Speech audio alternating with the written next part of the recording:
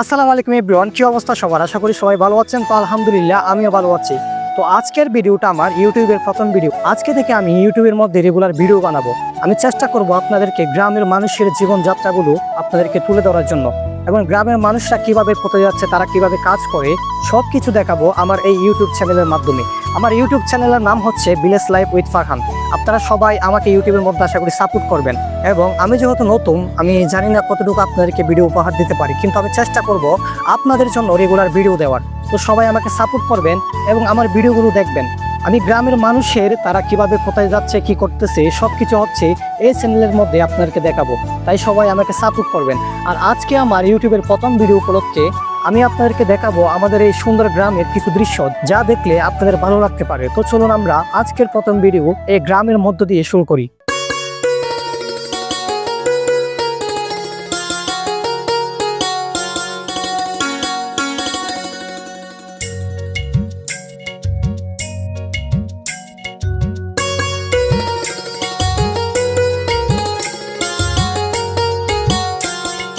ব্যস্তময় শহরে যখন খুব বেশি ক্লান্ত হয়ে যাও, ঠিক তখন একটু চেষ্টা করো গ্রামে এসে কিছুটা সময় কাটানো।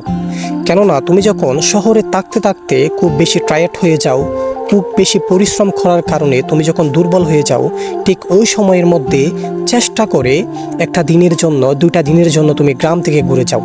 দেখবা তোমার নিজের অজান্তেই তোমার মনটা আগের চেয়ে অনেকটা ফ্রেশ হয়ে যাবে। কেননা গ্রামে আসার পর তুমি খুঁজে পাবে অন্যরকম একটা শান্তি। গ্রামের শীতল বাতাস, গ্রামের সুন্দর এই প্রকৃতি তোমাকে তোমার নিজের অজান্তেই তোমার মনটা প্রফুল্ল করে দিবে।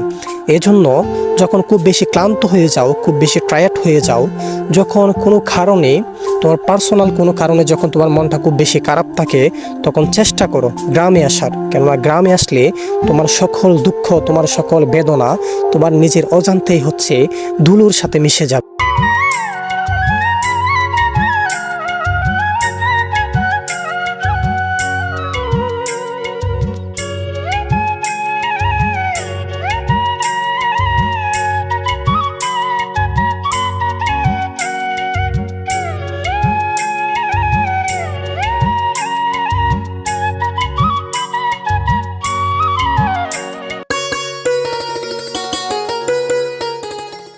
তো বর্তমানে আছি আমি আমাদের গ্রামের সুন্দর একটা জায়গার মধ্যে।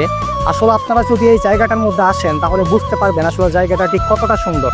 আমি এখন ঠিক এই বিলের মাঝখানে আছি, আর আমার চারপাশে ধান আর ধান, সবুজ শ্যামলে ভরা এই গ্রামটা, যেটা আপনাদের দেখলে অত্যন্ত ভালো লাগবে।